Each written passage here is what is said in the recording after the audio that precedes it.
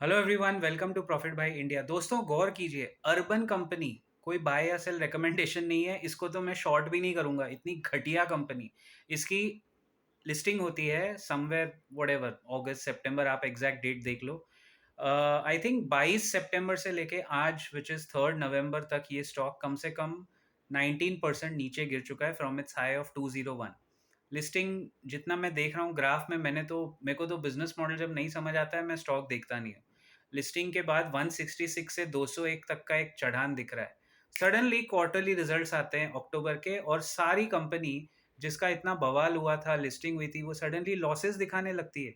Is that really true? I think मैं ये call ले रहा हूँ, आई थिंक हमारे रेगुलेटर को इस तरह की कंपनीज और इस तरह के स्टॉक्स पे गहरी नज़र रखनी चाहिए ऑन देयर अकाउंटिंग स्टैंडर्ड्स। ऐसे कैसे हो सकता है कि लिस्टिंग के इमीडिएट क्वार्टर में आपके जो पहले के प्रॉफिट हैं वो सीधा आके आप बोलो कि लॉसेस में है? लॉसेस रिकवर तो होने चाहिए। आज वो स्टॉक भी देखो कितना नीचे गिरा है पोस्ट रिजल्ट्स। एंड मैंने देखा 22 सितंबर से, जैसा मैंने कहा 3 नवंबर, यानी एक एक डेढ़ सवा महीने तक वो स्टॉक 19% वैल्यू इरोड कर चुका है। इसका मतलब क्या हुआ? कंपनी लिस्ट हुई, रिटेल इन्वेस्टर्स में फोमो क्रिएट हुआ, सबको तो ये आईपीओ अलॉट हुआ होगा नहीं।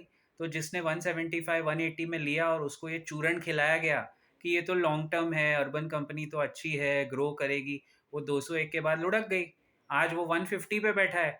200 रुपए वाला 150 पे जब स्टॉक गिरता है तो आपको दिखने में आएगा 25%। लेकिन 150 से जब वो वापस 200 की तरफ ऊपर जाएगा तो मेरे दोस्त वो 35% ऊपर चलना है उसको। आप सोचिए, this is a clear case. I think, I am not sure, मैं कंपनी पे कोई इल्ज़ाम नहीं लगा सकता, बट इस तरह की कंपनीज, हम ये तो कह सकते हैं, नॉट अर्बन कंपनी, बट इस तरह की कंपनीज में अकाउंटिंग स्टैंडर्ड्स का एक डबल चेक होना चाहिए। उनके ऑडिटर कौन है सबसे पहले आप जाके वो देखिए। उस ऑडिट कंपनी का ऑडिट होना चाहिए। और हमारे जो रेगुलेटर है उनका भी एक रेगुलेटर होना चाहिए, क्योंकि अगर इस तरह की चीज़ें लिस्ट होगी दोस्तों, so this is a clear cut case of duping the retail investor sentiment. क्योंकि इतनी जल्दी, मैं मानता हूँ लिस्टिंग के बाद हर स्टॉक नीचे गिरता है, आई अंडरस्टैंड, प्रॉफिट बुकिंग होती है, एंकर इन्वेस्टर 1 महीने का लॉक इन छूटता है, बहुत चीज़ें होती है। लेकिन कंपनी जब नतीजे खराब पेश करती है और अगर स्टॉक नीचे गिरा हुआ है भी, तो वो कहीं ना कहीं आके एक पेस बना लेता है। ये स्टॉक तो लिस्टिंग के तुरंत बाद से गिरता ही जा रहा है ना।